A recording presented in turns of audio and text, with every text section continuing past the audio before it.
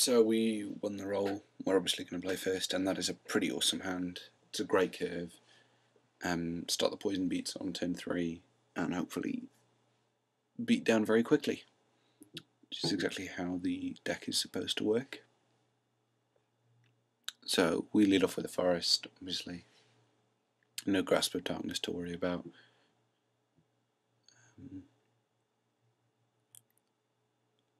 So we play the Swamp and the Blight Member. And hopefully he doesn't have like an Embersmith. That would be really bad. Xtremetrades, we're fine with that. In fact, we'll probably find a trade. There's nothing I want to be worrying about, so we'll run it out. AU blocks, and we can just run out a Cyst Bearer or a Contagious Nim and continue the poison beats. I think I paused to speak about how bad regenerating would be there. I've actually had that come up against me. Someone tried to regenerate their Blight Member and looked pretty stupid. So he gets out Aladdin. Seems a bit mana screwed. We miss our 4th land drop, but we are in an infinitely better position than he seems to be. Because we can now just make a Contagious Nim. And he needs to find answers very quickly. I mean, we can even Corpse Cur back the Blight Member now, at least something has died. I hate playing the Corpse Cur with nothing to get back. Or we can just make Tel'Gilad Fallen. I mean, either of those are fine guys, and if he's just going to keep playing artifacts, we're quite happy that our guys are going to be unblockable. So we draw Nicorats without the double black, which is awkward. But we can just save in with our guys.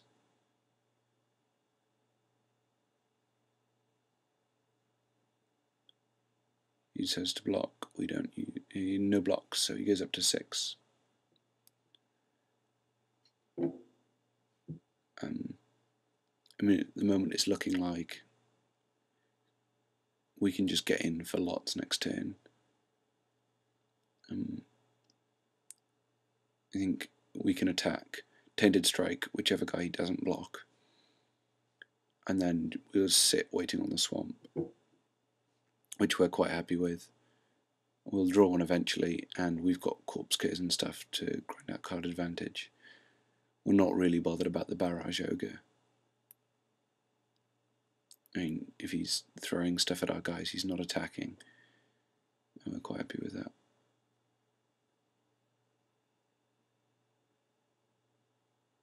He actually decides to double block there, which is a bit weird, so we don't get to use the Tainted Strike plan. But we're quite happy to run out the Corpse Cur.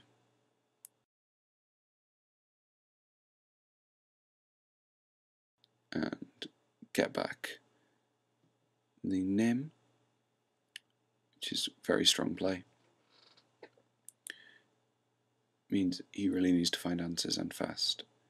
He can't use the Barrage Ogre on our guy because he's only got 1 artifact. I guess he could play an artifact now. But it's basically, at this point, we're just grinding out the win. It seems pretty favourable for us. I'm not the biggest fan of Palladium in draft. I think it's just a bit too slow, but it seems to have worked okay for him here if he's a bit mana light.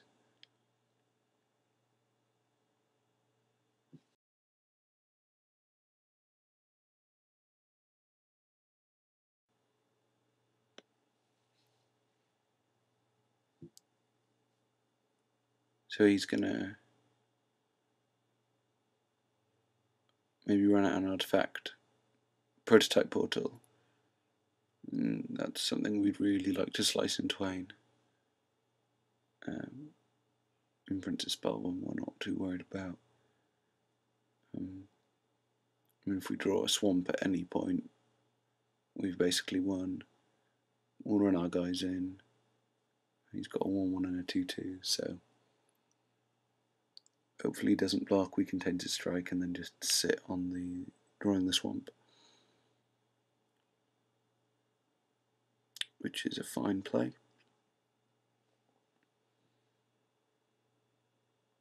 There's the obvious block. I mean, if not, we can just corpse cur for corpse cur, which is a pretty brutal play. Just getting so much card advantage. I've done it in sealed, and you don't lose many games because of that.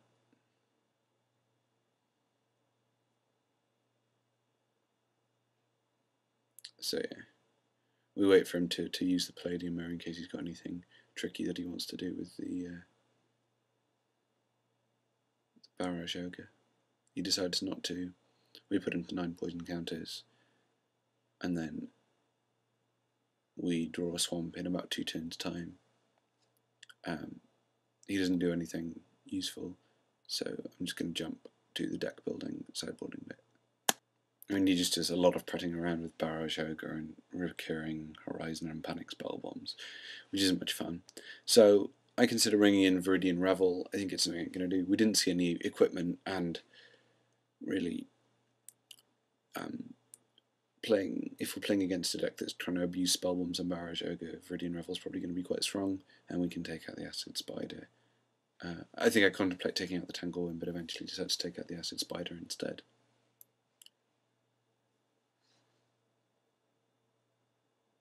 So, on to game 2.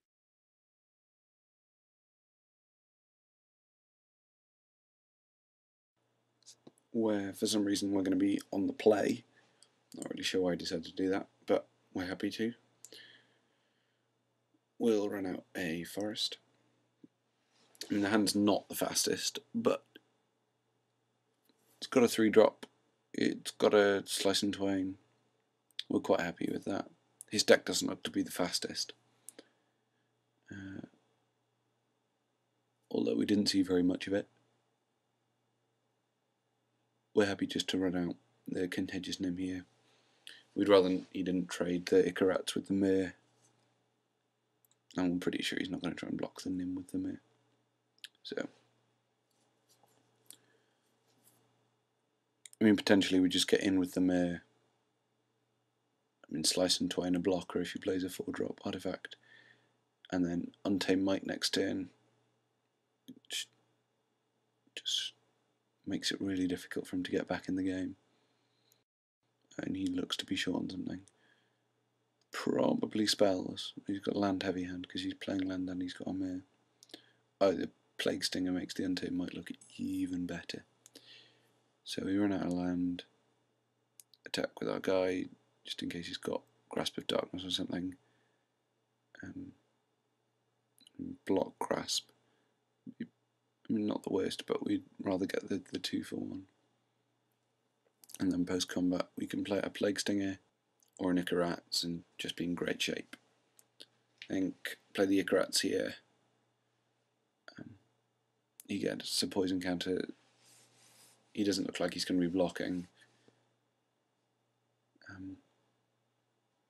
And if he's got any kind of removal, we'd rather he uses it on the Icarats than on the Plague Stinger. Oh, he does have removal. So it's much better that he used it on the rats. And we drew some more rats, and we're quite happy to just bash and then play out a Plague Stinger.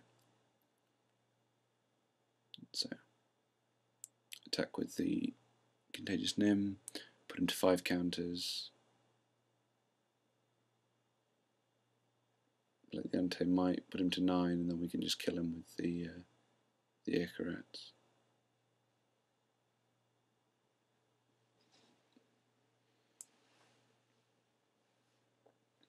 So he's basically got 1 untap step to deal with our swamp, and he's got a Barrage Ogre, which would have been really good had he not just been dead. So just play an Icarats, and he concedes, and we're through to round 2.